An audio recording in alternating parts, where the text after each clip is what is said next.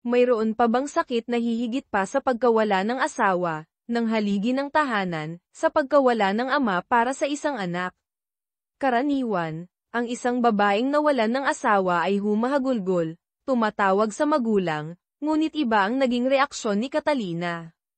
Kakaiba, sa sandaling makita niyang ang kanyang asawang si Marco, na inakala ng lahat na nilamon na ng kamatayan, ay himalang nakabalik. Ang panandaliang saya ay biglang naglaho, napalitan ng pakiramdam na tila nahulog sa impyerno, ang puso'y puno ng kabigatan. Tumakbo siya sa pasilyo, humahagulgol. Bakit hindi na lang tuluyang kinuha ng tadhana ang walang kwenta niyang asawa? Bakit kailangan pa siyang bumalik para pahirapan siya? Si Catalina, isang babaeng may angking kagandahan na nakakabighani sa marami, ay naglalakad sa tabi ng kanyang asawa na may takot na mababakas sa mukha, agaw pansin sa lahat. Agad siyang hinayla ni Marco patungo sa isang liblib na paradahan sa Makati, tila may masamang balak. Nang makahanap ng tagong sulok na hindi abot ng CCTV, inilabas niya ang tunay na kulay. Dinala niya roon si Catalina para pagbuntunan ng galit. Ang kanyang maginoong anyo ay isang maskara lamang para sa isang marahas na tao. Sa tuwing hindi siya nasisiyahan, ginagawa niyang punching bag ang asawa, walang pakundangan sa magandang mukha o sa maselang bahagi ng tiyan. At hindi ito naiiba ngayon. Sino ang mag-aakala na ang mag-asawang ito ang larawan ng perpektong pamilya, ang pangarap ng maraming Pilipino? Si Catalina ay isang nagniningning na bituin, habang si Marco, bagamat malupit, ay isang matagumpay na negosyante na may napakalaking yaman. Siya rin ang ikalawang tagapagmana ng Synergy Corp, isa sa pinakamakapangyarihang korporasyon sa Pilipinas. Ang isang mayamang tulad niya ay nararapat lamang sa isang sikat na aktres tulad ni Catalina. Ngunit, sa simula pa lang, hindi kailanman napunta ang puso ni Catalina sa mayamang asawa. Tanging si Mateo lamang ang may kakayahang hawakan at painitin ang kanyang puso. Matapos ang brutal na pambubugbog, tumakbo si Catalina kay Mateo, ang tanging taong makapagpapagaling sa mga sugat ng kanyang katawan at kaluluwa. Sa mga bisig nito, nakahanap siya ng kapayapaan. Nagkaroon sila ng mga matatamis na sandali sa piling ng isa't isa sa buong magdamag. Marahil marami ang magtatanong tungkol sa komplikadong relasyon na ito. Balikan natin ang nakaraang taon. Isang araw, habang nagmamaneho si Catalina sa Manila, hindi sinasadyang natalsikan niya ng maruming tubig si Mateo. Alam niyang mali siya, kaya agad siyang bumaba para humingi ng paumanhin. Sa sandaling makita ang kagandahan ni Catalina, nawala ang lahat ng inis ni Mateo. Hindi siya nagreklamo, aalis na sana siya nang tawagin siya ni Catalina. Dahil sa konsensya, dinala niya si Mateo sa isang mamahaling butik. Pumili siya ng damit para dito na parang namimili lang ng gulay sa palengke, na ikinagulat ni Mateo. Sinabi lang ni Catalina na ito'y maliit na tanda ng kanyang pagsisisi. Nang isinuot ni Mateo ang damit, akmang magbabayad siya nang sabihin ng staff na hindi lang damit ang ibinigay ni Catalina, kundi pati isang magandang pares ng sapatos.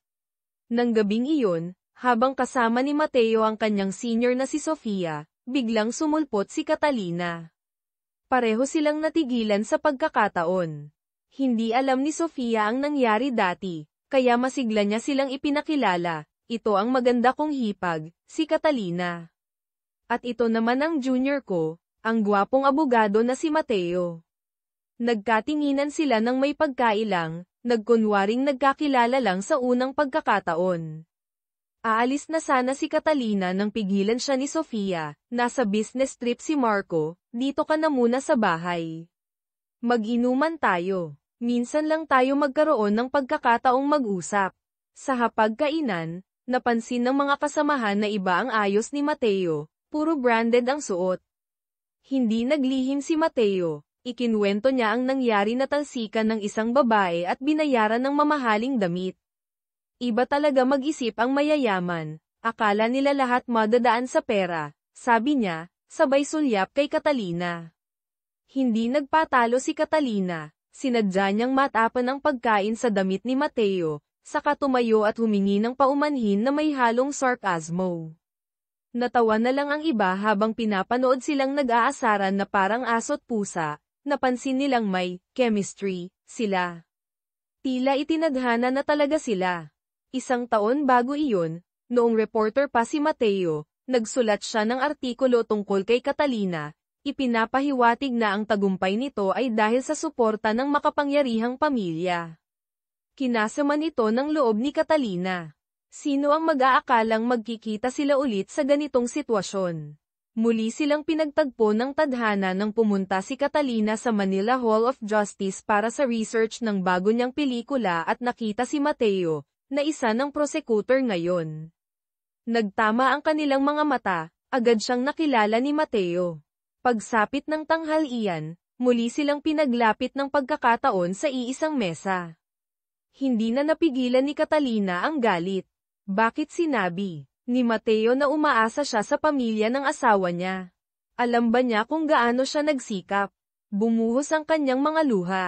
Sakto namang may lumitaw na kriminal, at si Catalina ang naging malas na bihag. Humingi ito ng sasakyan kay Mateo para makatakas. Ayaw magkautang ng loob sa kaaway. Sinubukan ni Catalina na tumakas pero pinatulog siya ng kriminal. Hindi na nakatiis si Mateo. Sumugod siya para iligtas si Catalina. Madaling napabagsak ang kriminal. Nakita niyang walang malay si Catalina. Agad niya itong isinugod sa Makati Medical Center. Tahimik siyang nagbantay hanggang magising ito.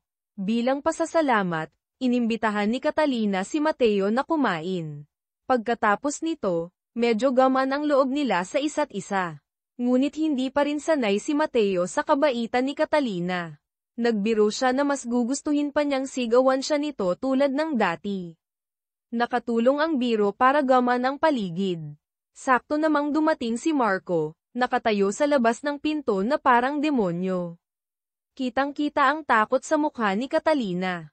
Napansin ni Mateo ang kakaiba. Ngunit magaling umarte si Marco, nagkunwaring nag-aalala sa asawa at nagpasalamat kay Mateo. Nang makaalis si Mateo, lumabas ang tunay niyang kulay. Pagkalabas ng ospital, tinupad ni Catalina ang pangakong ililibre si Mateo. Habang naglilinis ng bahay, aksidente niyang natagpuan ang isang storage device na nakatago sa ilalim ng mesa, sa loob ng isang libro. Ang laman nito ay nagdulot sa kanya ng matinding takot, hindi niya akalaing ganoon kasama ang asawa niya. Habang nabibigla pa siya, nakatayo na si Marco sa labas ng pinto, tahimik na tinatanggal ang sinturon. Isang panibagong pagpapahirap ang naghihintay. Naghihintay si Mateo kay Catalina sa restaurant. Tinawagan niya ito ngunit hindi sumasagot. Umalis siya matapos ang ilang sandali, ngunit nakita niya ang kotse ni Catalina sa malapit. Alam niyang umiiyak ito sa loob, ngunit pinili niyang umalis. Nalungkot si Catalina at nagpakalasing mag-isa. Kinailangang gamitin ng staff ng bar ang telepono niya para tawagan si Mateo. Natagpuan niya itong kumakain ng instant noodles sa convenience store. Dahil lasing na lasing si Catalina, kumuha na lang si Mateo ng kwarto para hintayang mahimasmasan ito. Hating gabi, nagising si Catalina, luhaan, at ikinwento ang kanyang buhay sa impyernong tinatawag na alta sosyedad. Alam ni Mateo ang sakit na nararamdaman niya, kaya dinamayan niya ito. Nang gabing iyon, nagkaroon sila ng ugnayan. Pinagbuklod sila ng tadhana mula noon. Kung hindi sila nagkita isang taon na ang nakalipas, marahil ay pagtatagpuin pa rin sila ng tadhana sa ibang paraan, dahil tiyak na masasangkot si Mateo sa Synergy Corp. Ginagamit niya ngayon ang anak ng may-ari, ang abogadong si Sofia. Dahil kay Sofia, naimbitahan siya sa isang family gathering, pagkakataon na ring makaharap si Don Ricardo, ang chairman, bago siya tanggapin sa legal department. Ang dahilan ay si Marco, nakaka-appoint lang bilang direktor, malapit nang maging chairman. Ito ang kinatatakutan ni Doña Elena, ina ni Marco, at ni Ricardo, kapatid ni Marco. Walang laban si Ricardo kay Marco, ngunit kung magiging manugang si Mateo, maaaring magbago ang sitwasyon. Medyo naging awkward ang party dahil kay Mateo. Pinaalis ni Don Ricardo ang lahat para makausap siya ng pribado. Tinanong niya kung bakit iniwan ni Mateo ang pagiging prosecutor para maging abogado ng korporasyon. Sinabi ni Mateo na gusto niyang magkaroon ng kapangyarihan tulad ng chairman, at sa Synergy Corp lang niya ito makakamit. Alam ni Don Ricardo ang galing at koneksyon ni Mateo, naniniwalang malaki ang maitutulong nito. Kinabukasan, pumunta si Mateo sa NAIA para sunduin si Mang Ben, dating driver ng chairman at susing testigo sa kaso ng kanyang ama. Ngunit habang nasa telepono si Mateo sa paradahan, dinukot si Mang Ben. Hinabol ni Mateo ang mga dumukot ngunit na-trap siya, bumangga ang kotse niya. Paglabas niya, sinuntok pa siya, at wala siyang nagawa kundi panoorin silang umalis kasama ang testigo at bagahe nito. Samantala, sina Don Ricardo at Marco ay nasa helicopter para sa isang business trip. Napansin ni Marco na umuubo ang ama, kaya binigyan niya ito ng mainit na tsaa na inihanda ng katulong. Lumipad ang helicopter. Biglang sumama ang pakiramdam ng piloto. Inutusan ni Don Ricardo ang assistant na bigyan ito ng tsaa. Pag-inom, nahirapan itong huminga at bumagsak. Nawalan ng kontrol ang co-pilot, bumangga ang helicopter sa isang poste at nahulog sa ilog Pasig. Isang malagim na aksidente. Malubhang nasugatan si Don Ricardo, nawawala si Marco, at patay ang iba. Nang malaman ito ni Mateo, hindi siya mapakali. Hindi pa neresolba ang kaso ng ama niya, hindi pwedeng mamatay si Don Ricardo. Nagmamadali siyang pumunta sa Makati Medical Center. Dahil kay Sofia, nakapasok siya. Sinabi ng kapatid ni Doña Elena na maliit ang tsansang makaligtas si Marco. Hinimatay si Doña Elena sa balita. Nasa kritikal na kondisyon ang asawa, nawawala ang anak, hindi niya kinaya ang dagok. Pagkagising, pinaalis ni Doña Elena ang lahat para mapag-isa. Doon lumabas ang tunay niyang anyo. Pumasok ang kapatid niya nang marinig siyang umiiyak, ngunit iyak iyon ng kagalakan. Sa wakas, dumating din ang araw na ito. Magpatawag ka ng board meeting, kailangan nating agawin ang kapangyarihan. Inanunsyo ng doktor na tapos na ang operasyon, ngunit nasira ang 40% ng atay ni Don Ricardo dahil sa nabaling tadyang.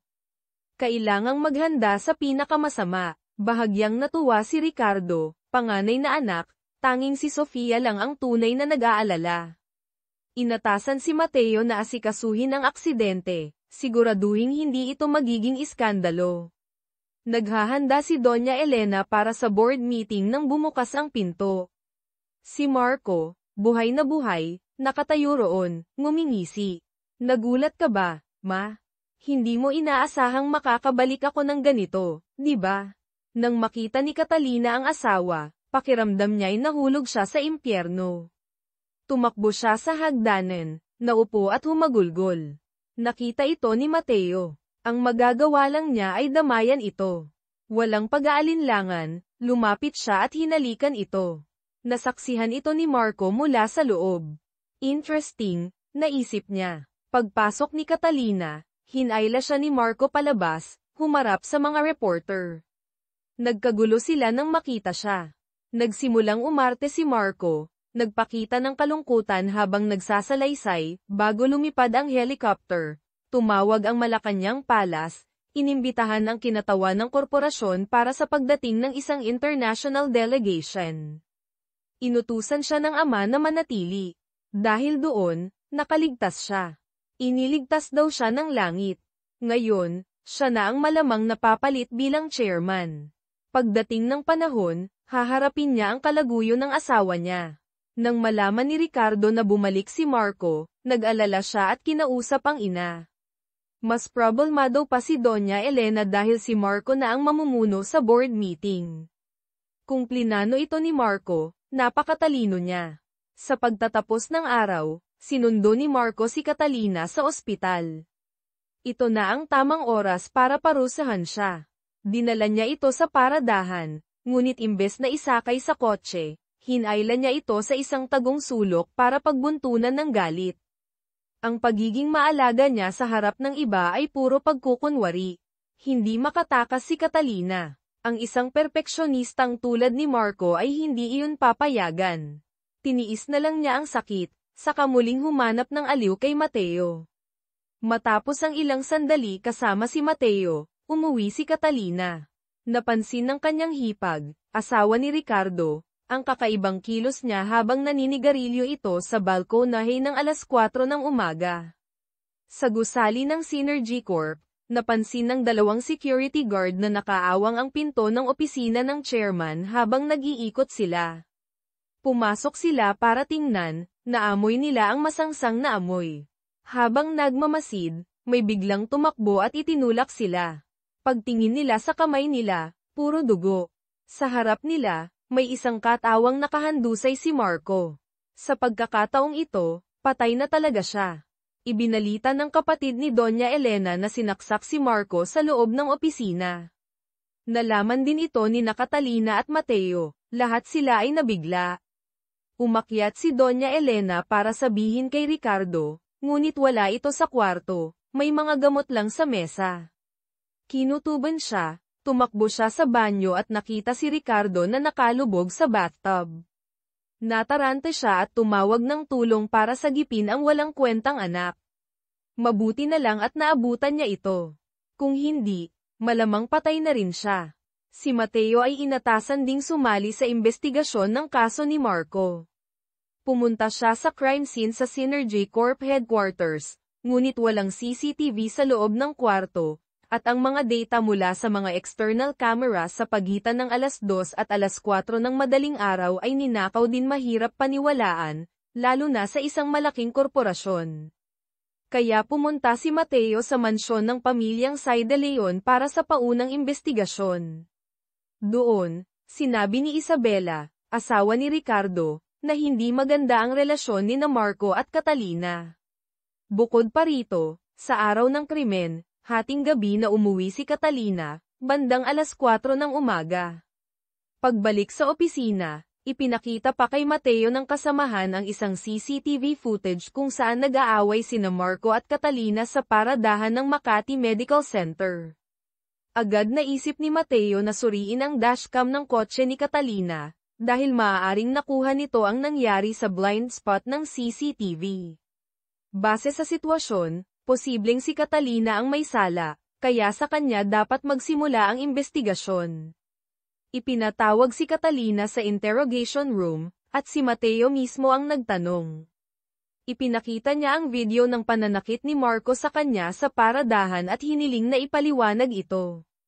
Bakit siya binugbog? Sinabi ni Catalina na si Marco ay nananakit ng walang dahilan, at siya ang laging nagtitiis. Ngunit may isang bagay na hindi tinanong ni Mateo, saan siya nagpunta pagkatapos siyang saktan. Dahil alam niya ang sagot, sariwa pa ito sa isip ni Catalina. Nang gabing iyon, matapos siyang saktan ni Marco, nagmaneho siya papunta sa bahay ni Mateo. Pagkatapos noon, saka lang siya umuwi, ngunit habang pauwi, nakatanggap siya ng tawag mula kay Marco. Pinapupunta siya nito sa opisina para pag-usapan ang diborsyo. Agad siyang pumunta, ngunit pagdating doon, muli siyang pinahirapan at sinabing hindi sila maghihiwalay. Nasa kamay na raw nito ang lahat, pati na siya. Hindi na nakayanan ni Catalina ang kabangisan nito, lumaban siya, ngunit nag-api siya ni Marco. Sinubukan na lang niyang kumawala. Kung sasabihin ni Catalina ang lahat ng ito, tiyak na agad siyang ikukulong. Ngunit itinago niya ito, at sinusubukan din siyang protektahan ni Mateo. Nagpatuloy siya sa pagtatanong kung anong oras ito umuwi. Kumpiyansang sumagot si Catalina na alas 2 ng madaling araw siya nakauwi. Sakto namang papasok na sana sa susunod na tanong si Mateo nang dumating ang mga abogado ng Synergy Corp. Sinabi nilang hindi na kailangang sumagot ni Catalina at basta na lang siyang pinya-piyansahan. Pag-uwi, pagod na pagod si Catalina, gusto na lang humiga agad. Napatingin siya sa isang magandang bestida na nakasabit, at biglang bumalik ang mga alaala. Bago niya pakasalan si Marco, sikat na siyang aktres. Sa isang awards night sa Manila, nanalo siya ng Best Actress Award, siya ang sentro ng atensyon. Ginamit ng direktor ang pagkakataon para ipakilala siya sa mga bigating tao sa industriya. Nang mapagod, lumabas siya sa hagdanan para magpahinga. Doon niya nakita si Marco. Nagpanggap itong isang taong walang magawa kaya nanunood lang, kada rating lang daw galing abroad kaya hindi siya kilala. Dahil dito, naging komportable si Catalina at niyaya niya itong maglibang. Naging masaya sila na parang magkaibigan. Nang pumunta sila sa isang restaurant, nagkataong nandoon din si Mateo, na noon ay isang reporter. Agad niyang nakilala si Marco bilang anak ng chairman ng Synergy Corp. Sinabi ng kaibigan niya na ang kasama nitong babae ay isang sikat na aktres. Nakaamoy ng balita, mabilis niyang hinayla ang kaibigan paalis. Doon lang naging komportable si Catalina na makipag-usap kay Marco. Nang maghiwalay, sinabi ni Marco na magkita sila ulit kinabukasan, at nagpakita pa ito ng pag-aalala. Nakuhanan lahat ni Mateo ang mga sandaling iyon, balak gamitin laban sa Synergy Corp, pero syempre, masasaktan din si Catalina. Marahil dahil sa mga artikulo niya kaya, nakuha niya ang isa sa pinakamakapangyarihang asawa sa Pilipinas. Ayon sa forensic report, pinatay si Marco gamit ang isang box cutter. Base sa sugat, hinuhulaan nilang hindi ito gawa ng isang babae. Mahigpit ang seguridad sa gusali ng pamilya, kaya mahirap makapasok ang tagalabas. Inimbestigahan ni Mateo ang lahat ng miyembro ng pamilya. Si Doña Elena ay nanatiling kalmado. Si Ricardo naman ay mayabang pa rin, sinabihan si Mateo na, umayos. Mabilis na inanunsyo ni Doña Elena ang burol ni Marco, isang formal na kaganapan para sa buong bansa. Ilang pulis, kasama si Mateo, ang nagpanggap na nakikiramay para makapasok. Nakita sila ni Ricardo na may pangmamata, hindi man lang sila pinansin. Dito na inanunsyo ng isang pulis na si Ricardo ay inaaresto dahil sa hinalang may kinalaman sa pagkamatay ni Marco. Mayabang pa rin si Ricardo, sinasabing walang ebidensya. Pumasok si Mateo mula sa labas, sinabing natagpuan ang balat ni Ricardo sa ilalim ng kuko ni Marco. Nagulat ang lahat, nataranta si Ricardo, itinulak ang pulis at tumakbo. Agad siyang hinabol ni Mateo. Paakay pa lang siya ng kotse nang hilahin siya ni Mateo pababa ng walang awa. Dinala ng mga pulis ang aroganteng lalaki para sa interogasyon. Nang malaman ito, agad na pinuntahan ni Doña Elena ang superior ni Mateo, humihiling na makausap ang anak. Binulungan niya si Ricardo na manahimik, siya na ang bahala sa lahat. Hindi pumayag si Mateo, binuksan niya ang mga file ng bawat miyembro ng pamilya. Nang tingnan ang blood type, natuklasan niya ang isang malaking sikreto. Kinabukasan, kinumpronta niya si Ricardo gamit ito. Lumalabas na si Marco ay hindi tunay na anak ni Doña Elena, kundi anak sa labas ni Don Ricardo. Tinanong ni Mateo, alam mo bang hindi mo tunay na kapatid si Marco, kaya mo siya pinatay dahil natatakot kang maagawan ng korporasyon? Nag-alab ang galit ni Ricardo sa sinabi ni Mateo. Kahit pinipigilan ng abogado, ibinuhos niya ang lahat ng galit kay Marco.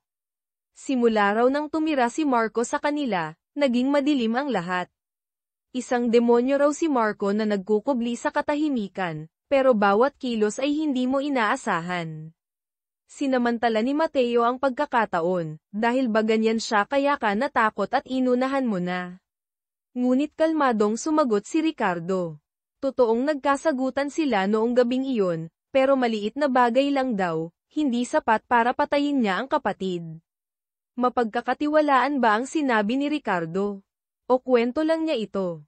Ang team na nag-iimbestiga sa helicopter crash ay nakahanap ng mahalagang ebidensya, isang bote ng eye drops na may sangkap na nagdudulot ng anaphylactic shock kapag nahalo sa tiyan ni Don Ricardo, na nagresulta sa atake sa puso at agarang pagkamatay ni Kapitan Ramos, piloto.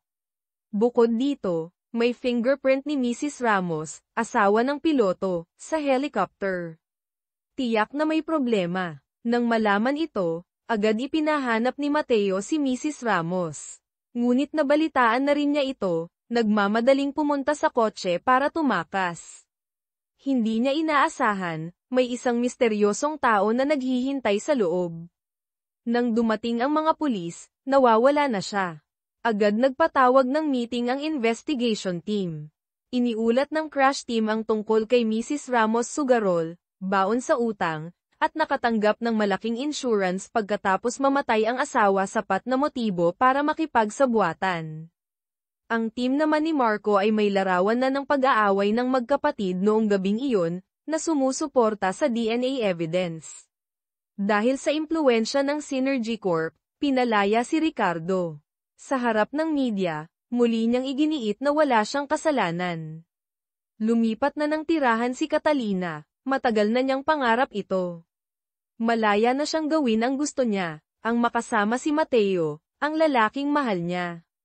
Hindi na siya magagambala ng marahas niyang asawa.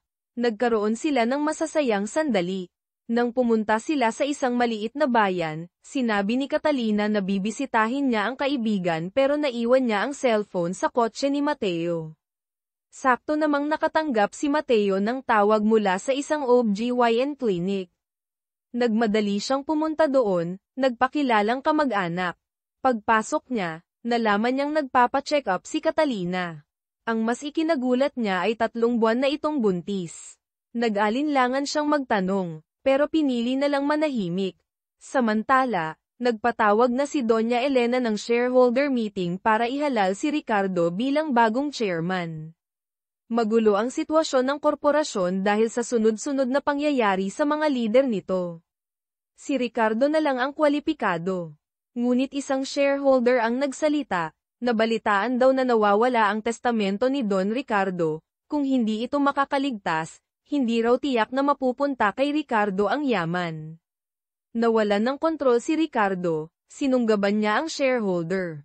Nakahanda na si Doña Elena, agad pinatawag ang abogado para ipahayag ang testamento, kung mamatay o malubhang magkasakit si Don Ricardo, lahat ng ari-arian ay mapupunta sa panganay na anak na si Ricardo. Malinaw na nakasulat, wala nang nakapalag. Akala ni Ricardo ay mahal na mahal siya ng ama. Ngunit nagulat siya sa sinabi ni Doña Elena. Inutusan niya si Tio Miguel, kapatid niya, na hanapin ang tunay na nawawalang testamento, mapanganib daw kung lalabas ito. Lumalabas na peke ang testamentong ipinakita, si Ricardo lang ang walang alam. Sinisipa ni Doña Elena si Ricardo sa paggalaw kay Marco. Kahit daw buhay pa si Marco, makukuha pa rin niya ang pagka-chairman para kay Ricardo. Hindi makapaniwala si Ricardo na pati ang ina niya ay hindi naniniwalang inosente siya. Labis ang sakit at pagkadismaya, umalis siya. Sa labas, nakasalubong niya ang kapatid na si Sofia. Pinapante siya ng ina nila. Gusto ni Doña Elena na bumalik si Sofia sa korporasyon, sabay diin na si Mateo ay walang pakialam sa relasyon nila at patuloy pa ring iniimbestigahan si Ricardo. Nag-alala si Sofia, alam niyang makatarungan si Mateo, ngunit kapatid niya ang sospek. Hindi niya alam ang gagawin. Patuloy pa rin si Mateo sa pag-iimbestiga sa pagkawala ni Mang Ben. Ngayon, aksidente siyang nakahanap ng mahalagang lead. Nalaman niya mula sa investigador ng kaso ni Marco ang tungkol kay Antonio, sekretarya ni Marco, na nawala rin noong araw na namatay si Marco. Naalala ni Mateo na si Antonio ang dumukot kay Mang Ben. Agad siyang nagmaneho papunta sa bahay ni Antonio. Nandoon din si Mang Ben pero paalis na. Tumawag siya kay Antonio, hinihingi ang bayad kapalit ng ebidensya. Ngunit tumanggi si Antonio, wala na raw siyang pinagsisilbihan. Laking gulat ni Mateo nang pagdating niya ay nasalubong niya si Mang Ben na papalabas. Nagsimula ang habulan, ngunit muling nakatakas si Mang Ben. Nasayang na naman ang pagkakataon. Bumalik si Mateo at agad ipinaaresto si Ricardo, kasabay ang paghalughog sa bahay nito. Pagod na rin si Ricardo sa pamilyang ito, nababaliw na siya sa bigat ng pagiging bahagi nito. Kahit makapangyarihan si Doña Elena, nalusutan siya ni Mateo, wala siyang nagawa kundi bumalik sa kwarto. Sa paghahalughog, nakita ng isang pulis ang isang sekretong kahon na may kaina-hinalang storage device. Nakita ito ni Isabela, at bahagyang nabalisa. Sa interrogation room, Inilatag ni Mateo ang ebidensya laban kay Ricardo, ang bakas ng sapatos niya sa crime scene, sapatos na siya mismo ang pumirma para bilhin, na natagpuan sa locker ng security guard. Lumalabas na noong umagang iyon, nang utusan ni Ricardo na itapon ang ebidensya, nakita ng guard ang sapatos na bago at maganda kaya kinuha niya ito. Nakuhanan siya ng litrato ng pulis na suot ito habang nagtatrabaho. Mukhang tiyak ng sangkot si Ricardo. Ngunit hindi maganda ang itsura niya, tila nagwi-withdraw sa droga, wala sa tamang pag-iisip. Sinadya ni Mateo na mag-break muna. Si Isabela, marahil alam ang laman ng storage device na makakasama sa kanya, ay lumapit sa biyenan para humingi ng tulong na mabawi ito. Sinabi niyang naglalaman ito ng ebidensya na si Ricardo ang pumatay kay Marco. Kung hindi kikilos agad si Doña Elena, matagal niyang hindi makikita ang anak. Agad nagpadala ng tao si Doña Elena sa opisina ng Paiskal para kunin ang device. Nandoon pa si Mateo, ngunit dahil sa pagod ay pumasok sa banyo para maghilamos. Pumasok ang magnanakaw, kinuha ang ID ni Mateo na nasa mesa, at inilipat ang listahan ng mga nakumpiskang gamit mula sa bahay ni Ricardo.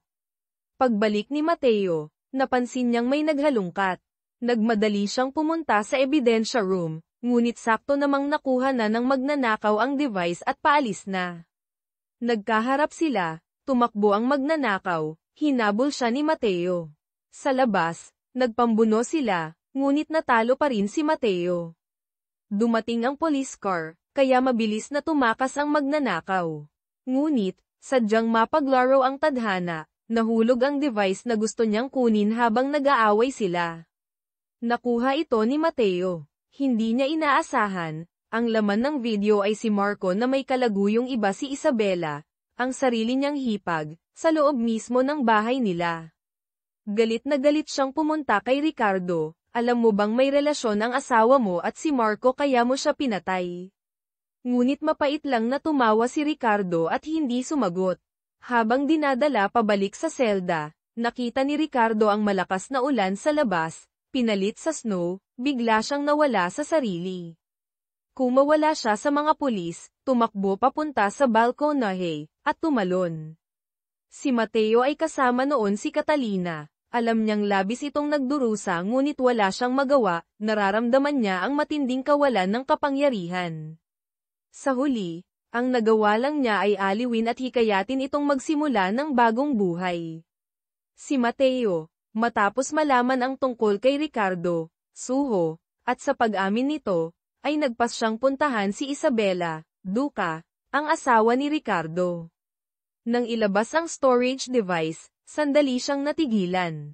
Nang malaman niyang napanood na ni Mateo ang laman, inamin niya ang mapait na katotohanan, si Marco, Minho, ay isang dalubhasa sa pagmamanipula. Sinabi nitong siya lang ang mahal, ngunit ang totoo, ang buong korporasyong Synergy Corp ang gusto niya. Ang kanilang mga pribadong sandali ay kinuha na niya ng video para i-blackmail ito at piliting ibigay ang mga share.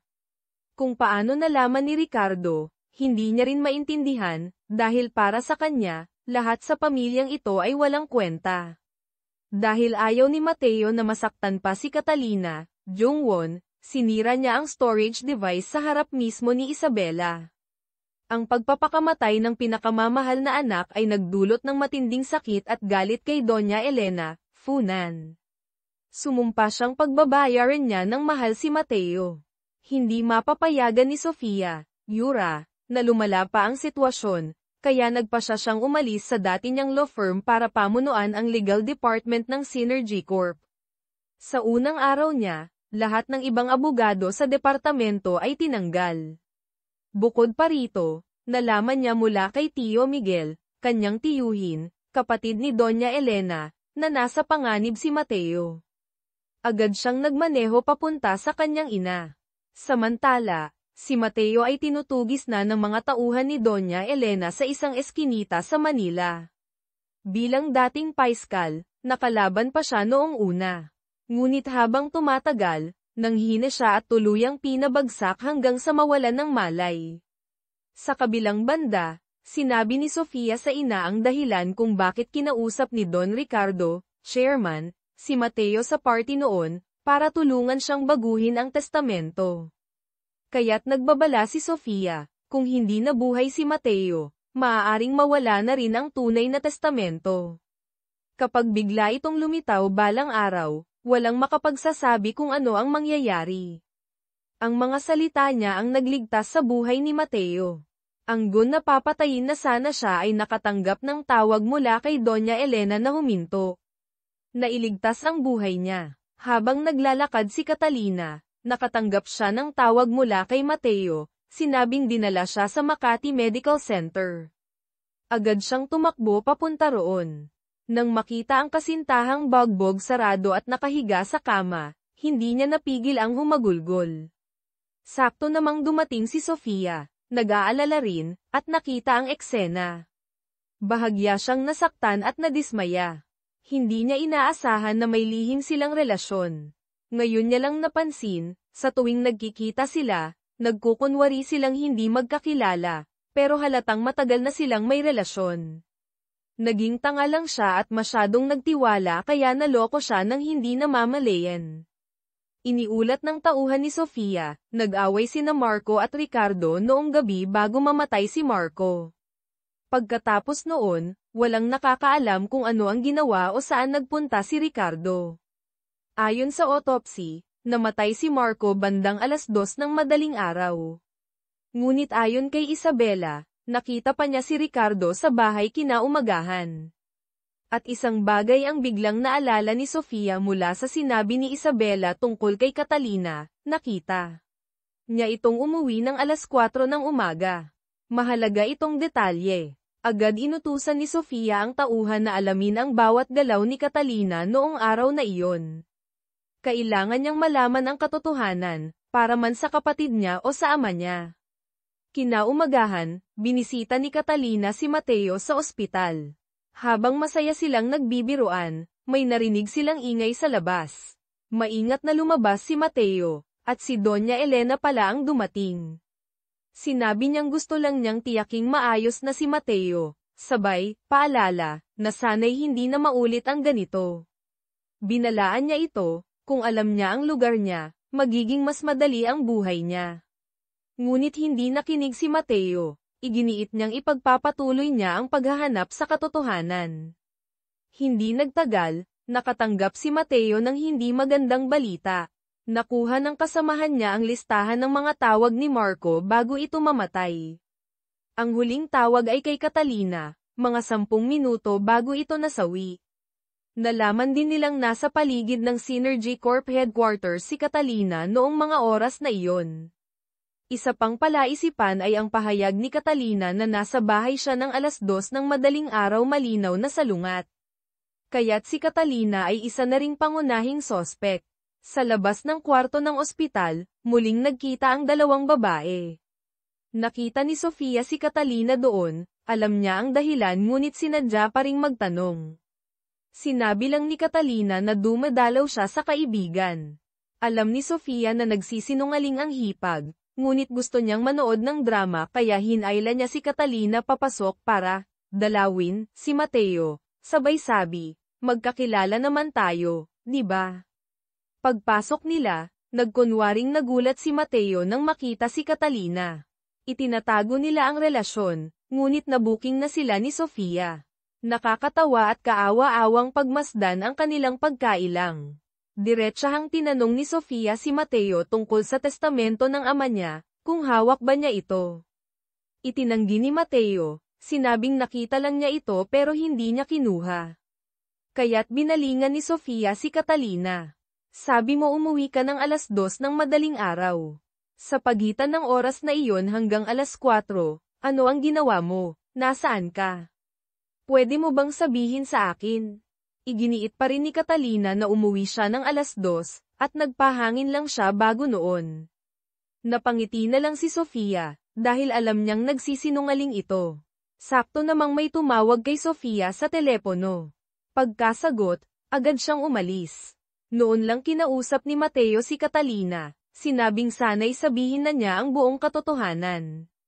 Hindi raw tulad niya ang ibang tao, kapag naghinala na sila, tiyak na may mangyayari. Kailangan lang niyang sabihin ang nangyari, at poprotektahan niya ito hanggang dulo. Ngunit nanatiling tahimik si Catalina, wala pa siyang lakas ng loob. Lumalabas na tuluyan nang nagkamalay si Don Ricardo, kaya nagmamadaling pumunta si Sofia sa ospital. Ngunit hinarang siya sa labas, si Doña Elena lang ang pinayagang pumasok. Sinabi ni Don Ricardo sa asawa na tawagin si Marco, at pagkatapos ay magpapatawag siya ng shareholder meeting. Nang marinig ni Doña Elena ang pangalan ni Marco, napangisi siya na parang nanalo sa loto, masaya dahil hindi pa alam ng asawa ang pagkamatay ng paboritong anak. Doon lang natulala si Don Ricardo, nauutal, hindi maaari. Hindi pwedeng mangyari. Gusto ni Doña Elena na ilayo ang asawa sa lahat ng impormasyon, kaya ipinagbawal niya ang sino man na lumapit sa kwarto nito, kahit pa ang sariling anak na si Sofia. Pag-uwi ni Mateo sa kanyang apartment, nakita niya ang isang liham mula kay Catalina. Nagpaalam ito, umaasang hindi sila parehong masaktan dahil dito. Tila naramdaman niyang may gagawing hindi maganda si Catalina, kaya agad siyang tumakbo papunta sa tinutuluyan nito.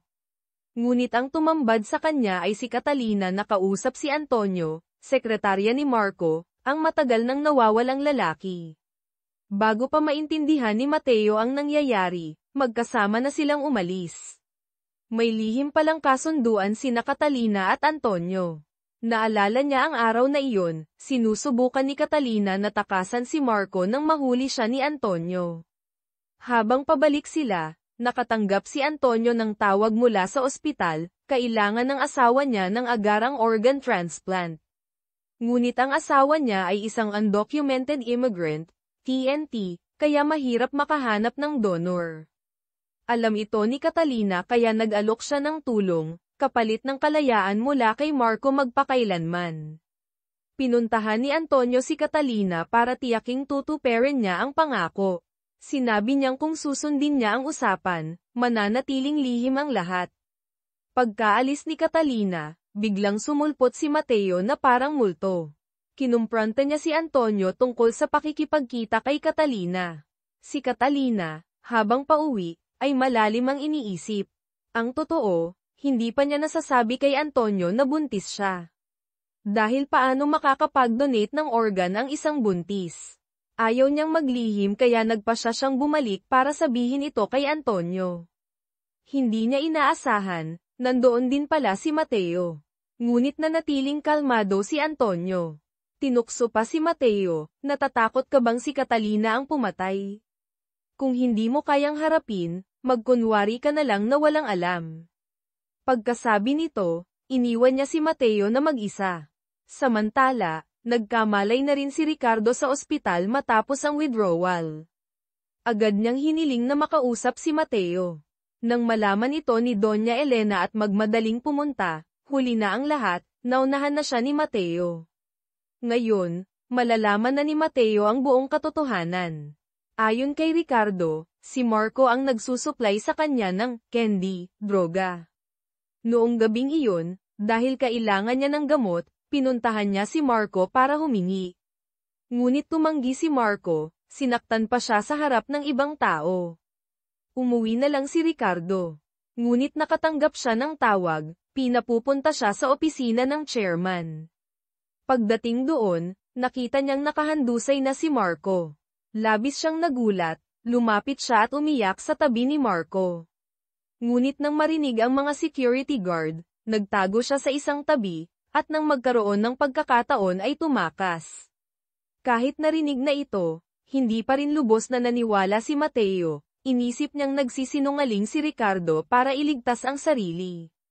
Ngunit ang mga sumunod na sinabi ni Ricardo ay tila nagpapatunay na hindi nga siya ang salarin.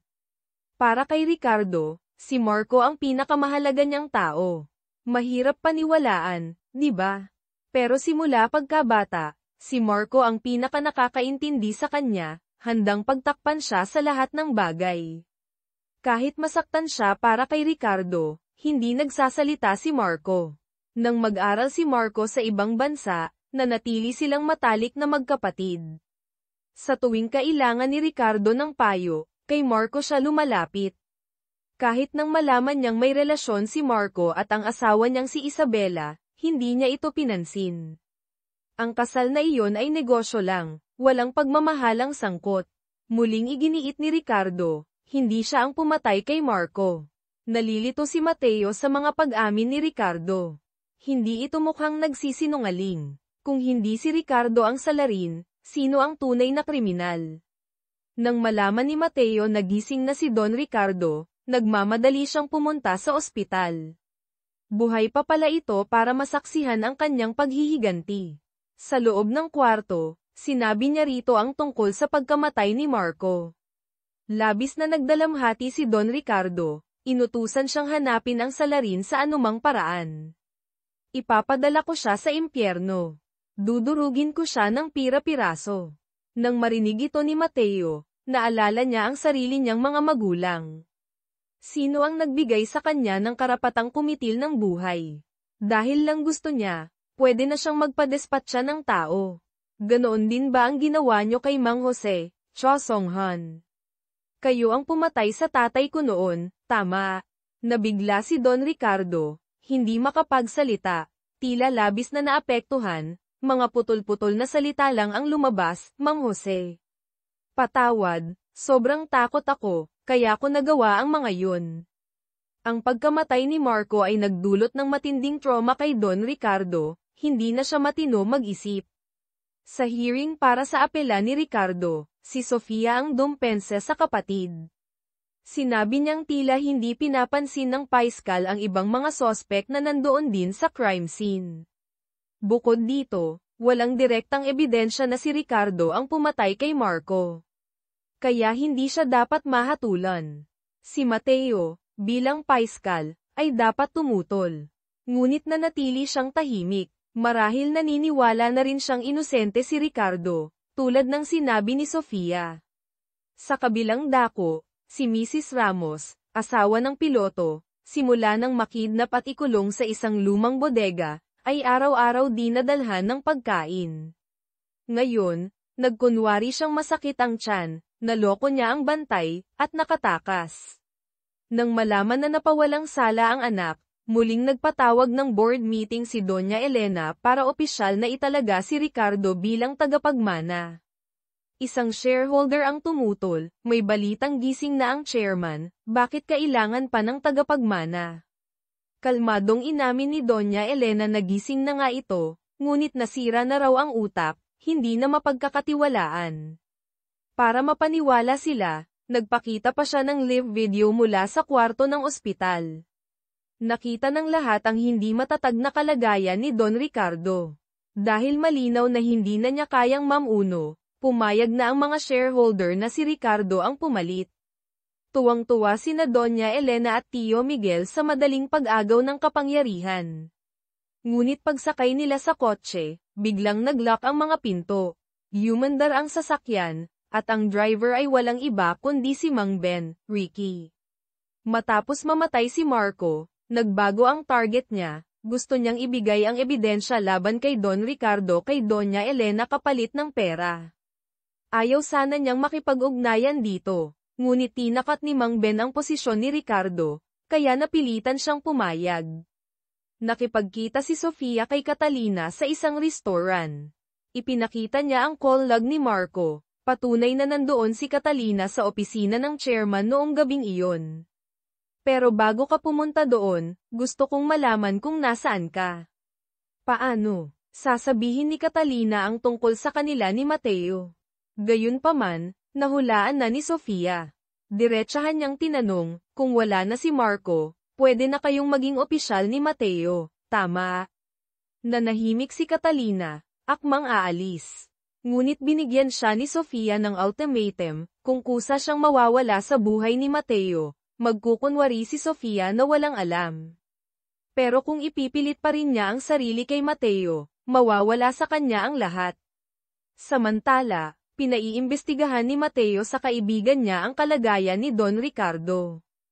Naghihinala siyang nagpapanggap lang ito para protektahan ang sarili. Hindi siya napatay ng helicopter crash. pero baka sa pangalawang pagkakataon ay hindi na siya swertehin. Naghanda si Catalina ng masarap na hapunan para kay Mateo. Inimbita pa niya ang kaibigan nilang dalawa para sabay-sabay kumain at magkwentuhan. Naging masaya sila, nagpicture pa para sa alaala. Nang tulog na si Mateo, tinitigan siya ni Catalina, tiningnan ang litrato nilang magkasama, at tumulo ang luha. Mahal niya si Mateo, ngunit para walang masaktan pa, nagpasya siyang lumayo. Ang kanilang pag-iibigan ay mananatiling isang lihim na alaala. Kinabukasan, habang kausap ni Doña Elena ang isang shareholder, biglang pumasok si Ricardo. Gusto niyang maupo bilang chairman sa lalong madaling panahon. At bago iyon, kailangang magkaroon ng tunay na libing para kay Marco. Sinabi niyang bukas na ito dapat gawin, imbitado ang mga shareholder at ang mga investigador ng kaso. Medyo nagulat ang shareholder sa pagmamadali, ngunit agad siyang sinaway ni Ricardo, kung ano ang sinabi ng chairman, sundin mo, huwag ka nang magtanong. Natakot ang shareholder at agad na sumunod. Nakita ni Doña Elena ang kilos ng anak at labis siyang nasiyahan. Ito ang tamang asal ng isang magiging chairman ng Synergy Corp. Pagkatapos, tinawagan ni Doña Elena si Catalina para dumalo sa libing. Bilang asawa pa rin ni Marco sa papel. Sa libing, si Ricardo ang nagbigay ng eulogy. Ngunit bago iyon, pinakiusapan niya ang hipag na si Catalina na magbigay ng ilang salita para sa asawa. Nagpahayag siya ng pagmamahal kay Marco. Pagkatapos, si Ricardo naman ang nagpahayag ng taos-pusong kalungkutan sa pagkawala ng kapatid. Bigla namang sumugod si Don Ricardo sa libing. Inakusahan niya si Ricardo na pumatay sa mahal niyang si Marco. Niyakap pa niya si Catalina para aliwin. Akala ni Sofia ay magaling na ang ama. Ngunit bigla itong naiihi sa pantalon at nagsalita ng kung ano-ano. Mabilis siyang inilabas ng staff at ni Sofia. Nagtaka si Sofia kung paano nakarating doon ang ama. Sinabi ng staff na si Ricardo mismo ang nag-utos na dalhin doon ang chairman. Lumalabas na ginawa ito ni Ricardo para makita ng mga shareholder na talagang wala na sa tamang pag-iisip si Don Ricardo at hindi na pwedeng mamuno. Nakatanggap din ng tawag si Mateo. Nahanap na raw ang kinaroroonan ni Mrs. Ramos. Agad silang pumunta ng kasamahan niya. Pagdating doon, agad nilang isinakay si Mrs. Ramos pabalik ng Manila, kailangang matiyak ang kanyang kaligtasan. Dahil maaaring isa siyang mahalagang testigo. Ang junior ni Sofia, Yura, sa pamamagitan ng pagsisiyasat sa mga bank statement ni Catalina, Jongwon, ay natuklasan na 2 beses siyang pumupunta sa OBGYN clinic kada buwan. Nagulat si Sofia, buntis kaya si Catalina. Agad niyang pinuntahan ang hipag para kumprontahin. Sa totoo lang, gustong-gusto malaman ni Sofia kung kanino ang dinadala nito. Kung kay Mateo, Yu Hae-yuk, napakasama ni Catalina, nagtaksil habang may asawa. Habang iniisip ito, lalong tumindi ang galit ni Sofia sa hipag, titiyakin niyang makakatikim ito ng pagdurusa. Dahil sa matinding stress, sumakit ng husto ang tiyan ni Catalina. Mabuti na lang at nakita siya ng kaibigan niya, na agad tumawag ng doktor at kay Mateo. Pagkatapos suriin, sinabi ng doktor na walang dapat ikabahala, stress lang ito at kailangan lang ng pahinga. Pag-alis ng doktor, naghihintay na pala si Sofia. Diretsahan niyang tinanong si Mateo, anak mo ba yan? Sumagot si Mateo na wala siyang pakialam, dahil kahit kanino pa man ito, mahal niya si Catalina. Narinig mismo ni Sofia mula sa bibig ni Mateo na mahal niya si Catalina. Tama nga, siya lang ang nagmamahal ng palihim, habang si Mateo ay walang naramdaman para sa kanya. Mapait at masakit, tinanggap ni Sofia ang katotohanan. Si Mateo, ngayong nasa pangangalaga na niya si Mrs. Ramos, asawa ng piloto, ay bumuo ng plano kasama ang team. Hinala niya, si Doña Elena, Funan, at si Ricardo, Suho, ang nasa likod ng helicopter crash. Kaya sinadya niyang ipaalam sa mga kasamahan na hawak niya si Mrs. Ramos, umaasang kapag nalaman ito ng especially iya, kikilos ang kabilang panig. Nagpagawa rin siya ng sketch ng hitman na umatake sa kanya. Lihim din silang humingi ng tulong sa isang bagong special task force para sa paghuli sa sospek. Sa ospital kung saan ginagamot si Mrs. Ramos, na isa palang safe house, naglagay sila ng mga surveillance camera. Hinihintay na lang nilang mahuli ang isda. Matapos ang mahabang paghihintay, isang kainahinalang lalaki ang lumapit sa kwarto. Pagpasok nito, agad siyang dinamba ng team. Ngunit nagkamali sila ng tao, hindi ito ang hitman na hinahanap nila. Kinabahang tumawag si Mateo sa tunay na lokasyon ni Mrs. Ramos. Sinabi ng tagapag-alaga na maayos naman siya. Biglang inagaw ni Mrs. Ramos ang telepono, sumisigaw na si Tio Miguel, kapatid ni Doña Elena, ang nag-utos sa kanya.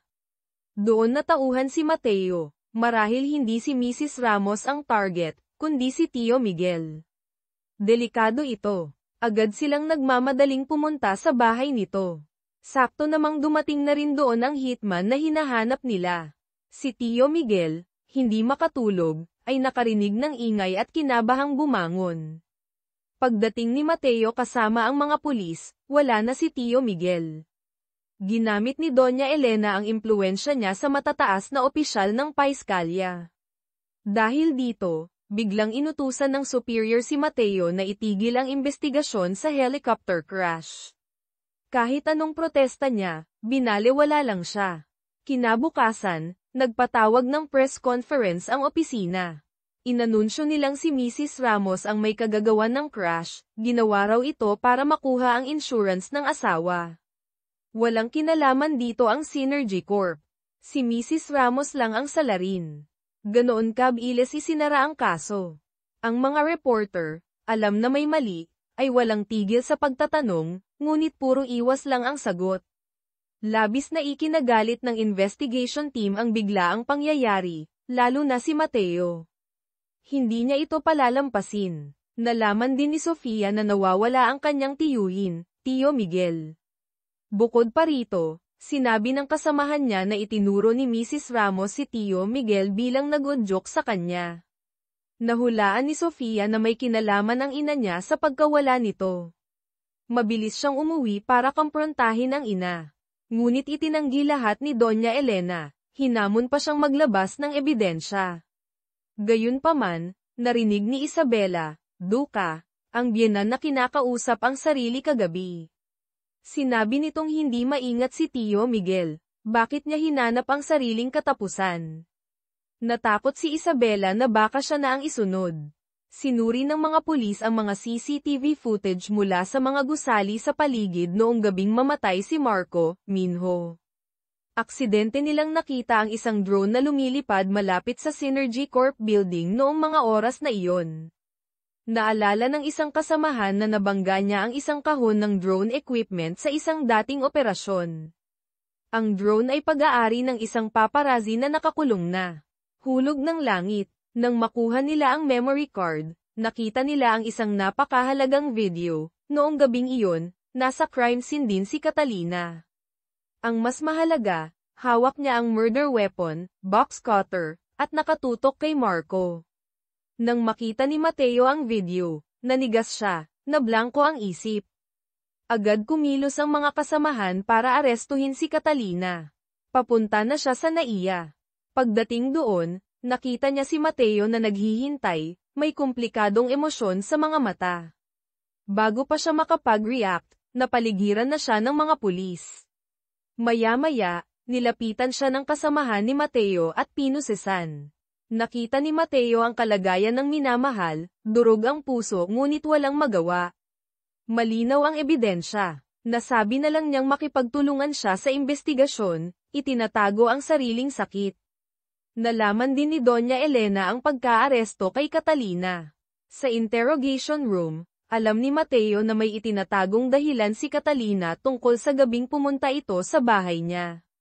Ngunit sinabi niyang poprotektahan niya ito anuman ang mangyari, basta't sabihin niya ang lahat tungkol sa gabi ng krimen. Sa pagkakataong ito, ayaw nang idamay pa ni Catalina si Mateo. Masakit man, sinabi niyang, hindi kita kailanman minahal. Kailangan ko lang ng masasandalan noon. Alam ni Mateo na nagsisinungaling lang ito para ilayo siya sa gulo. Ngunit nanumpa siyang hahanapin niya ang katotohanan. Magdamag hindi natulog si Mateo, pinag-aralan muli ang lahat ng detalye, gustong makahanap ng ebidensya para mapawalang sala si Catalina. Ngunit ang superior niya, gustong sumikat, ay nagpatawag agad ng press conference kinaumagahan. Ang balitang si Catalina ang sospek sa pagpatay sa asawa ay kumalat na parang apoy. Nagkagulo ang mga reporter sa harap ng paiskalya. Naging national headline ito. Si Antonio, sekretarya ni Marco, nang malaman ang balita, ay labis na nag-alala dahil naghihintay ang asawa niya kay Catalina para sa operasyon.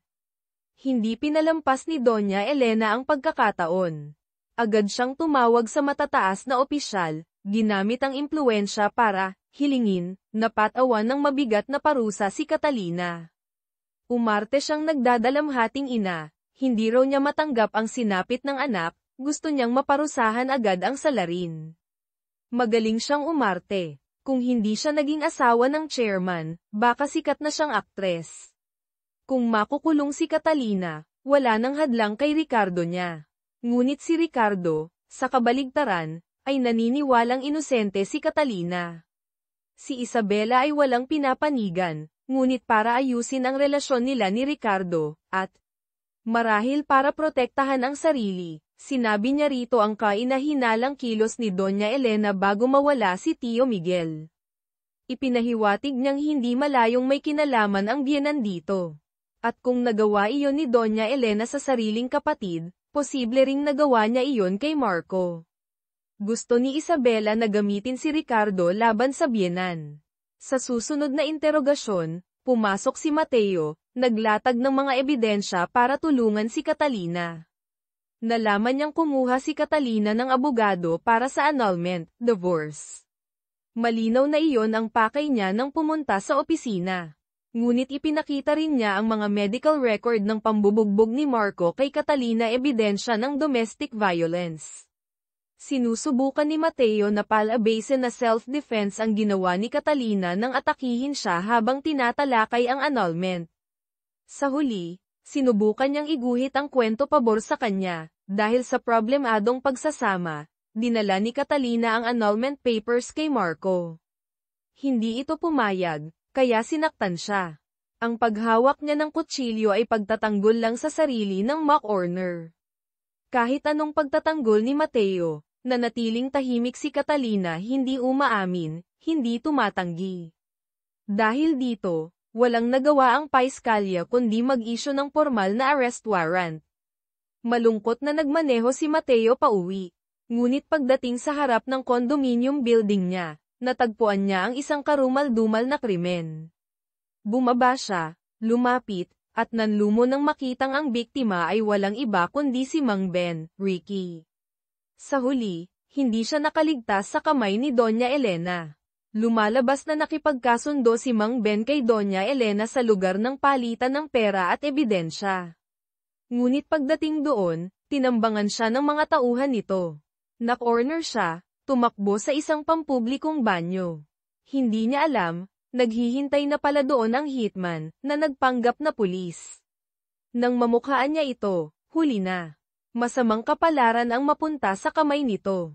Ngunit milagrong nakatakas si Mang Ben at agad tinawagan si Mateo, sinabing magkita sila agad, sasabihin niya ang buong katotohanan tungkol sa pumatay sa ama niya.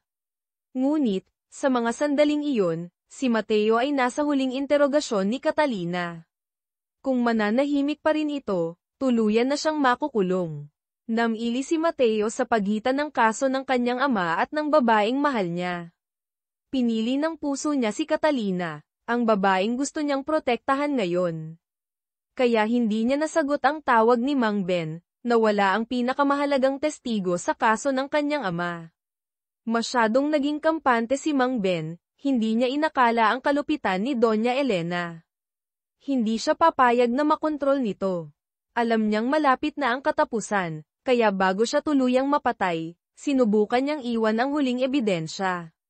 Nahanap niya ang cellphone niya, nag-record ng huling mensahe, at inilagay ito sa mailbox ni Mateo bago siya tuluyang bumagsak. Sa recording, sinabi ni Mang Ben kay Mateo na siya ang dating driver ni Don Ricardo. Matapos patayin ang ama ni Mateo, Mang Jose, inutusan siya ni Don Ricardo na ayusin ang crime scene, palabas ang aksidente ito. Ngunit itinago niya ang murder weapon at ginamit itong pang-blackmail kay Don Ricardo. Nakakuha siya ng malaking pera kapalit ng pag-alis sa bansa habang buhay. Hindi siya bumalik sa loob ng 30 taon. At ang tunay na pumatay sa ama niya ay si Doña Elena. Nang malaman ni Mateo ang buong masakit at malupit na katotohanan, nag-apoy siya sa galit. Agad siyang nagtungo sa mansyon ng Say de Leon para harapin si Doña Elena. Bakit niyo pinatay ang tatay ko noon? Si Doña Elena, takot na takot, dahil ngayon niya lang nalaman na anak pala siya ni Mang Jose. Nanginginig siyang umamin na siya nga ang kumitil sa buhay ng ama niya. Pero kung hindi ko sasabihin ang dahilan, mananatili itong lihim magpakailanman.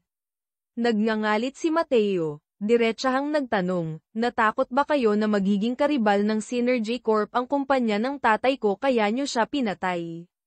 Kahit galit na galit si Mateo, pinilit ni Doña Elena na magmukhang kalmado, hindi sumagot. Ginamit niya ang excuse na trespassing para palabasin si Mateo ng mga gwardya. Nang makalabas na si Mateo, doon lang lumabas ang tunay niyang takot, wala na ang pagiging kalmado kanina. Alam niyang hindi siya titigilan ni Mateo. Kinabukasan, nagpadala si Doña Elena ng pinagkakatiwalaang abogado kay Catalina sa kulungan. Sinabi ng abogado na gagawin niya ang lahat para mapababa ang sentensya. Ngunit hiniling ni Catalina na makausap ang biyenan. Alam niyang hindi ito basta papayag, kaya nagsulat siya ng maikling mensahe at pinadala sa abogado. Tiwala siyang kapag nabasa ito ni Doña Elena, agad itong pupunta. Nag-aalangan man ang abogado, dinala niya ang mensahe kay Doña Elena. Pagkabasa nito, agad nagbago ang ekspresyon ng mukha niya, agad siyang nagpahanda ng sasakyan papunta sa kulungan. Ang laman pala ng mensahe ay tungkol sa gabing namatay si Marco. Alam ni Catalina na nandoon din si Antonio. Siya ang naglinis ng ebidensya ni Catalina, bahagi ng kasunduan nila. Nang nasa kotse sila pagkatapos, iniwan ni Antonio kay Catalina ang isang sobra. Nasa loob nito ang mga litrato nila ni Mateo na pinakuha ni Marco, at ang pinakamahalaga ang tunay na testamento ni Don Ricardo. Kaya ginamit ni Catalina ang testamento bilang alas, tulungan mo akong makalaya ng malinis, ibibigay ko ang testamento. Kung hindi, isisiwalat ko ito kung saan nakasaad na si Marco ang tunay na tagapagmana ng Synergy Corp. Minaliit ni Doña Elena, tanga.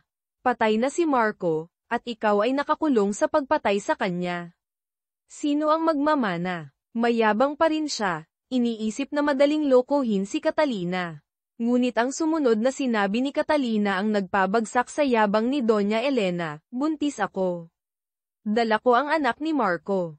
Kahit hindi ako ang magmana, ang anak niya, pwede. Baliktad na ang mundo. Mukhang nakahanap ng paraan si Catalina para makatakas. Nagpatawag ng mga abogado si Doña Elena, gustong makalaya si Catalina sa anumang paraan. Ngunit mahirap ito dahil sa mga ebidensya. Dahil dito, nag-alok si Sofia na siya na ang personal na hahawak para maayos ang lahat.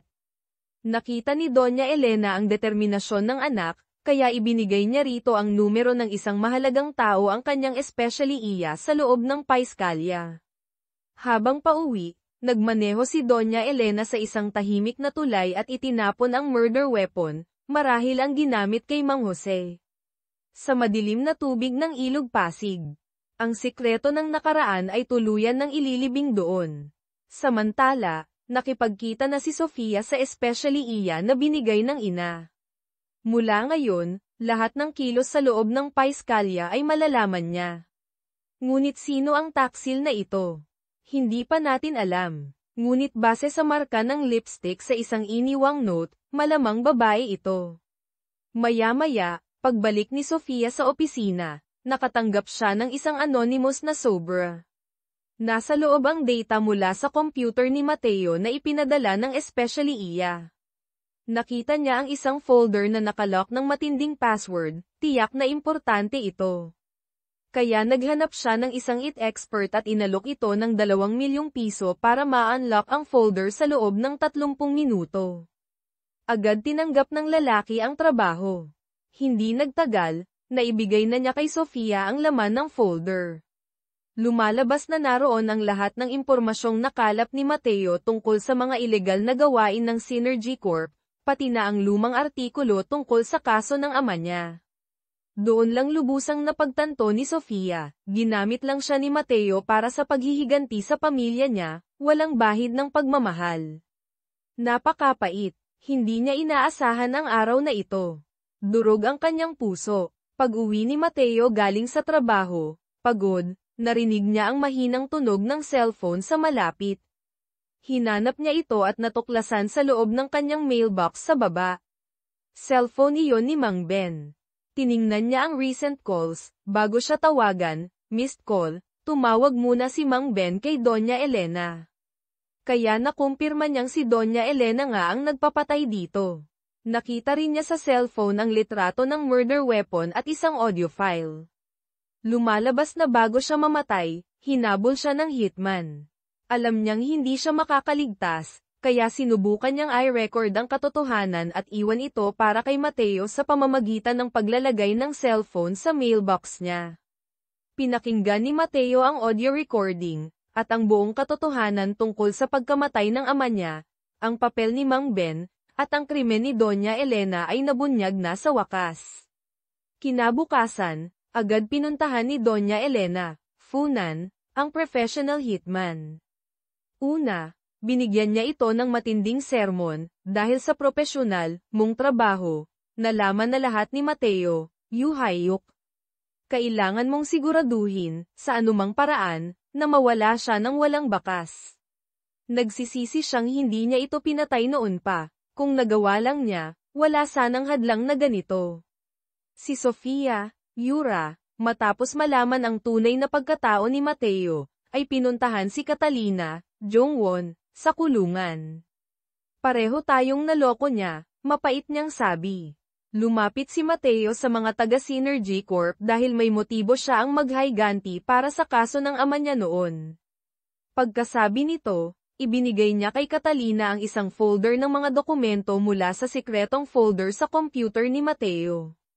Hindi pa maintindihan ni Catalina ang ibig sabihin ng hipag, kaya dahan-daang ipinaliwanag ni Sofia. Si Mateo ay anak ni Mang Jose, Cho Song-han, ang nagtatag ng Genesis Tech, pero ang kumpanyang iyon ay matagal nang sinakop ng Synergy Corp.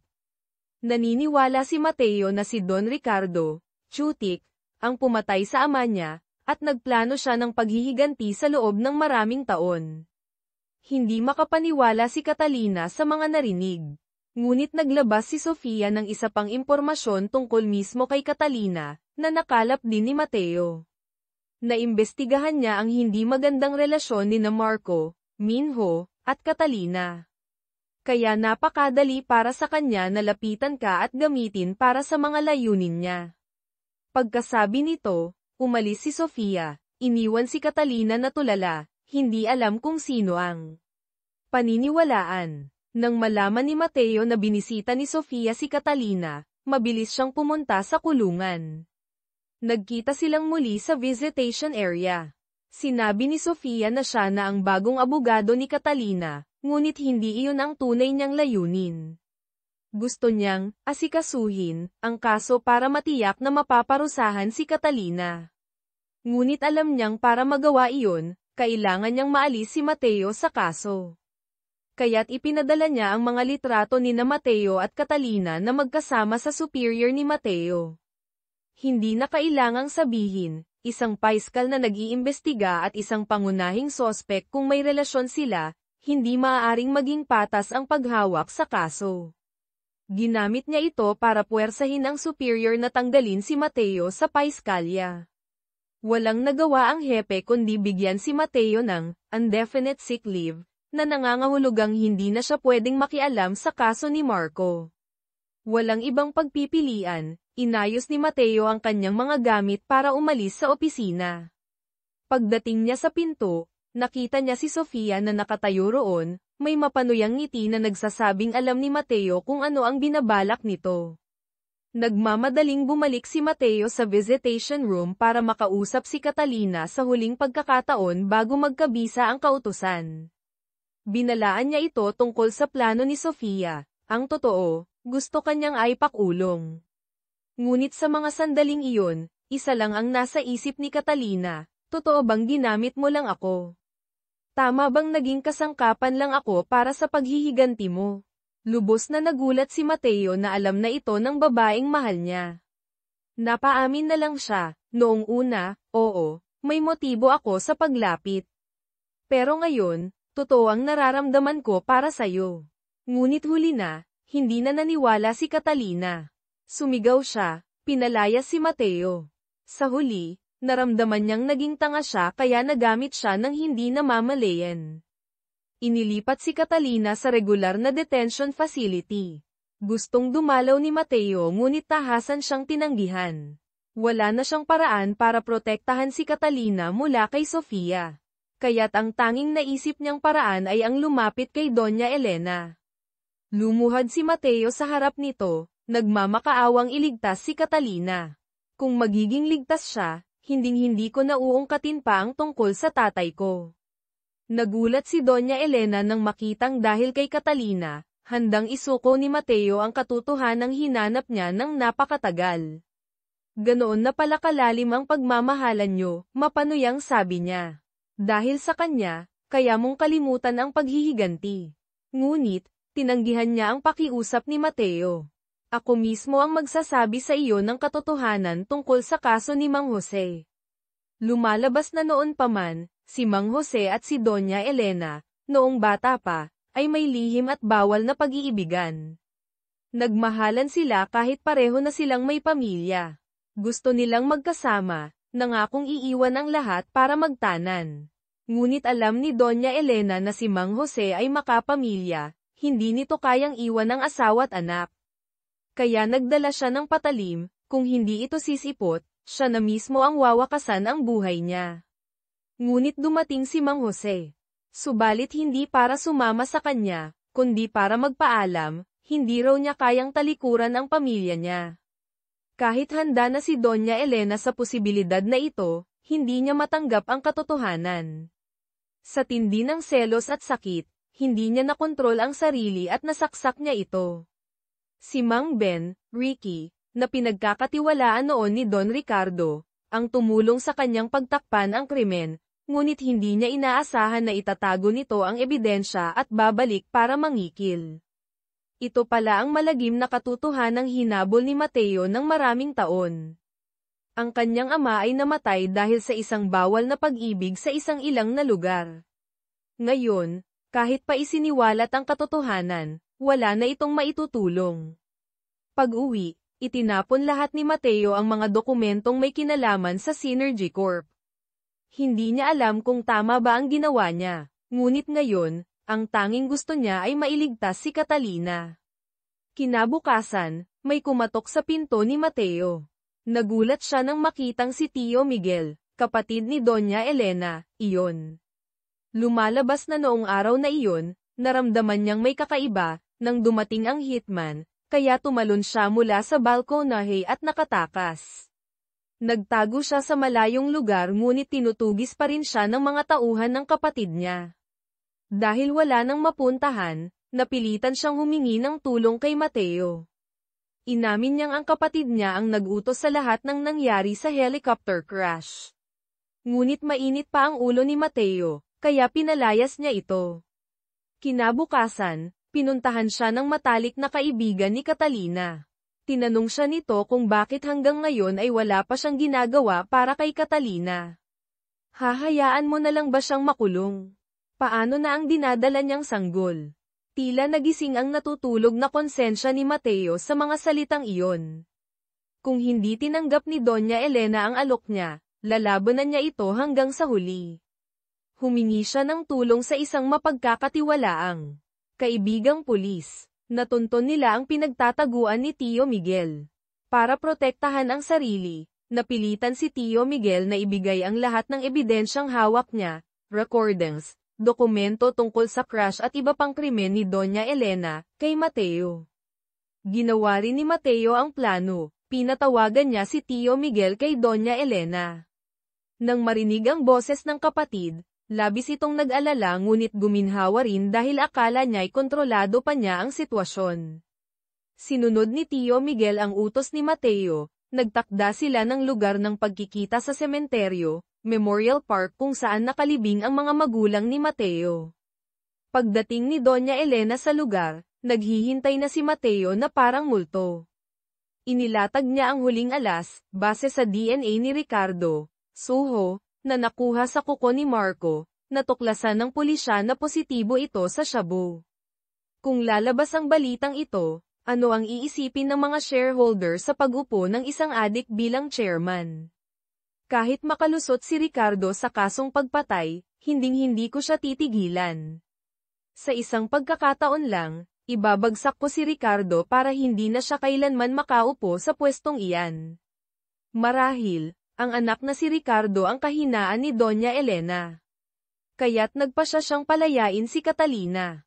Habang tinitingnan ang determinadong binata sa harap niya, alam niyang tutuperin nito ang sinabi. Naisip niya, kung naging ganito katatag ang ama nito noon, marahil iba ang naging kapalaran niya.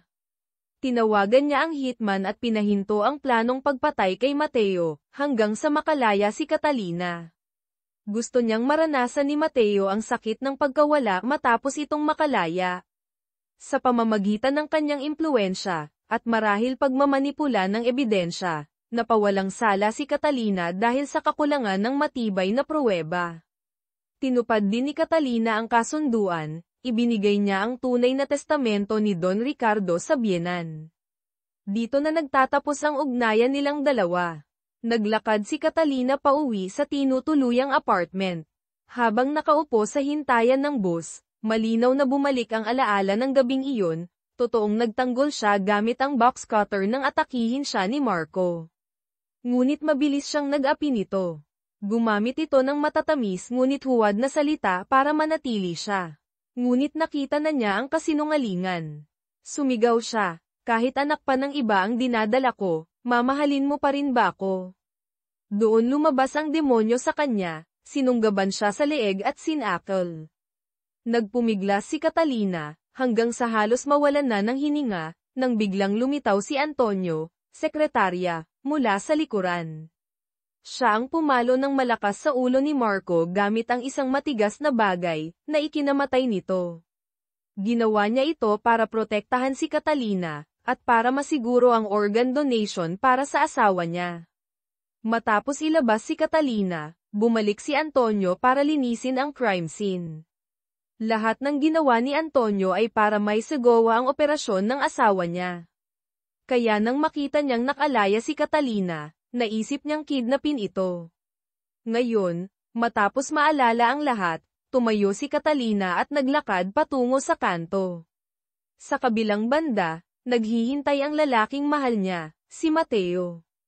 Umilo ang berdeng ilaw para sa tawiran, naglakad sila papalapit sa isa't isa, nang biglang may humarurot na van. Mabilis na niyakap ni Mateo si Catalina, pareho silang natamba.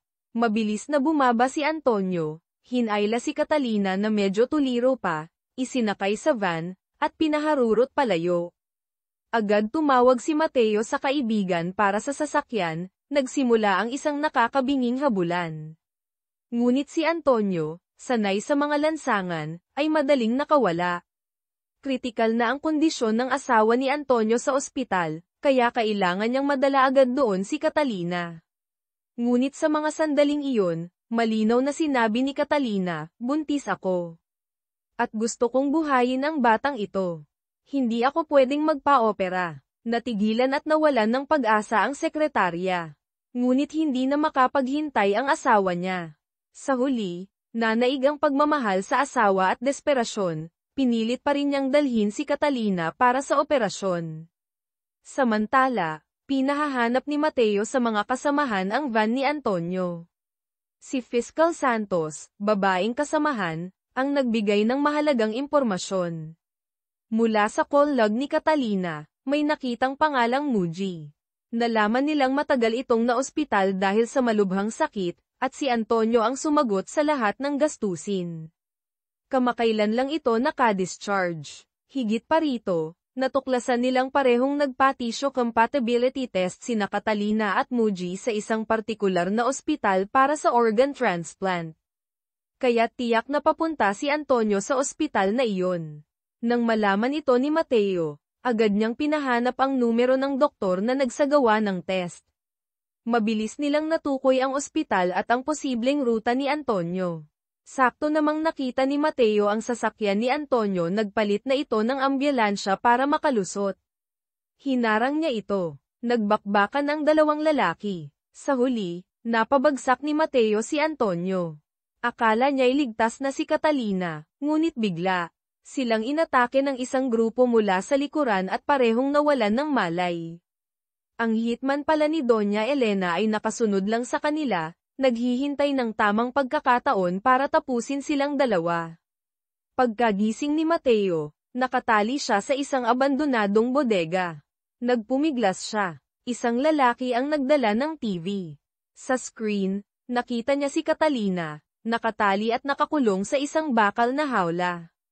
Nadurog ang puso ni Mateo ngunit wala siyang magawa.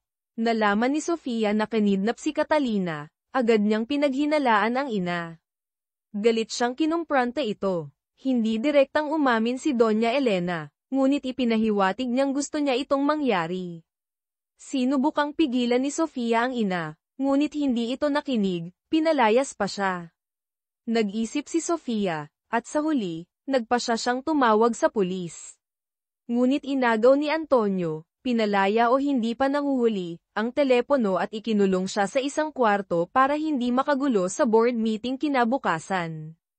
Nag-aalala para kay Catalina, sinamantala ni Mateo ang paglingat ng bantay, nakuha ang isang card mula sa pataka, o isang piraso ng metal, at pinutol ang tali. Pagpasok ng bantay, mabilis niya itong inatake. Lumaban din ang bantay ngunit natalo siya ni Mateo. Nahulaan ni Mateo na dinala si Catalina sa dating pinagkulungan kay Mrs. Ramos. Tumawag siya sa mga kasamahan para humingi ng tulong, gamit ang telepono ng bantay, habang siya ay agad na nagtungo roon. Doon, muli niyang hinarap ang walang-awang hitman. Sa pagkakataong ito, dahil sa galit at pag-aalala para kay Catalina, nagawa niyang talunin ito sa isang matinding labanan. Mabilis niyang pinuntahan si Catalina. Ngunit dahil sa pagod at takot, nawalan ito ng malay.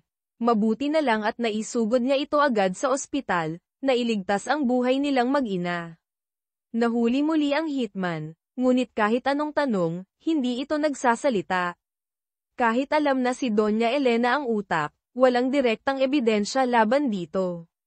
Sa araw ng eleksyon para sa bagong chairman ng Synergy Corp, taliwas sa inaasahan ni Doña Elena, kakaunti ang bumoto pabor kay Ricardo.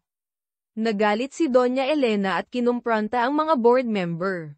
Si Ricardo ang nagsalita, siya pala ang nagsabi sa kanila na huwag siyang iboto. Lihim siyang nakipagpulong sa kanila, inaming hindi siya karapat-dapat, at hiniling na iboto ang mas may kakayahan para sa ikabubuti ng kumpanya.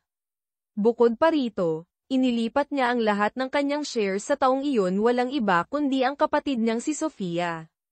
Kaya't dahil sa suporta ng mga shareholder at sa mayor yang boto, si Sofia ang nahalal na bagong chairwoman ng Synergy Corp.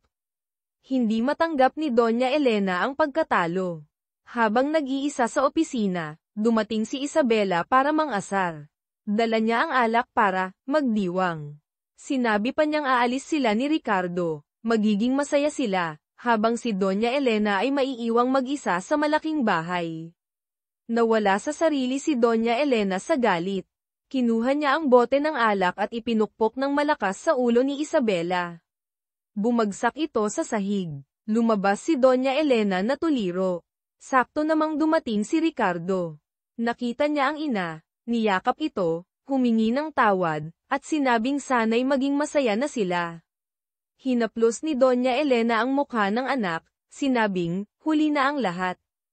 Napansin ni Ricardo ang dugo sa kamay ng ina. Kinabahan siya, Tumakbo papasok sa opisina at nakita ang asawang nakahandusay, wala ng buhay. Napahagulgol si Ricardo. Sakto namang dumating si Mateo kasama ang mga pulis para arestuhin si Doña Elena sa salang pagpatay. Sa wakas, mananagot na ang babaeng ito sa kanyang mga krimen. Ngunit, ang hitman ay misteryosong nawala mula sa ospital. Kung walang testigo, mahihirapang idiin si Doña Elena sa mga naunang kaso. Si Antonio, matapos mamatayan ng asawa, ay inaresto dahil sa pagpatay kay Marco. Pagkatapos ng lahat, nagpa siya si Catalina na lumayo para magsimula ng bagong buhay kasama ang anak. Alam ng kaibigan niyang hindi niya ito mapipigilan, kaya hinayaan na lang niya ito. Huling dumating si Mateo, nalaman niyang umalis na si Catalina, nagmamadaling pumunta sa airport ngunit hindi na niya ito naabutan.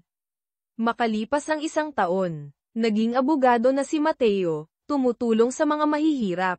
Si Sofia, bilang chairwoman, ay sinadyang pumunta sa isang hearing ni Mateo. Nakita niyang tulad pa rin ito ng dati inaantok bago magsimula, ngunit nagiging seryoso at magaling kapag nasa korte na. Nagkausap sila pagkatapos. Tinanong ni Sofia kung may balita na siya kay Catalina. Sa lungkot sa mukha ni Mateo, alam niyang wala pa. Nakapag-move on na si Sofia. Hiniling niyang sana'y mahanap na ni Mateo si Catalina at maging masaya sila.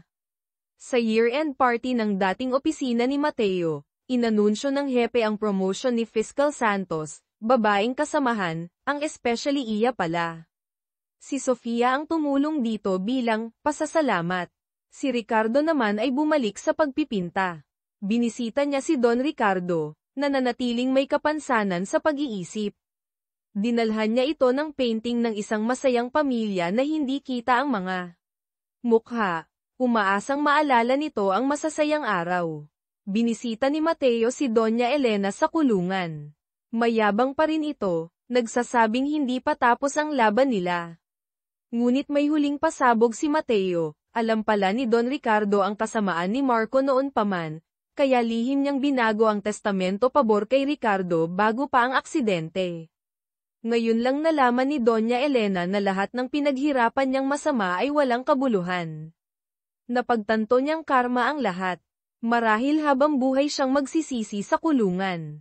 Isang araw, nakatanggap ng mensahe ang kaibigan ni Catalina mula sa kanya, kasama ang isang litrato. Nasa Osaka, Japan pala siya kasama ang anak, at maayos na sila. Agad itong ibinalita kay Mateo. Hindi na nag-atubili si Mateo. Lumipad siya papuntang Osaka para hanapin ang babaeng mahal niya. Sa wakas, sa tabi ng isang ilog sa Osaka, nakita niya si Catalina na karga ang isang batang lalaki. Nagtama ang kanilang mga mata, puno ng emosyon. Lumipas na ang bagyo. Ngayon, handa na silang magsimula muli, na may pag-asa para sa isang masayang kinabukasan, magkasama hanggang sa pagtanda.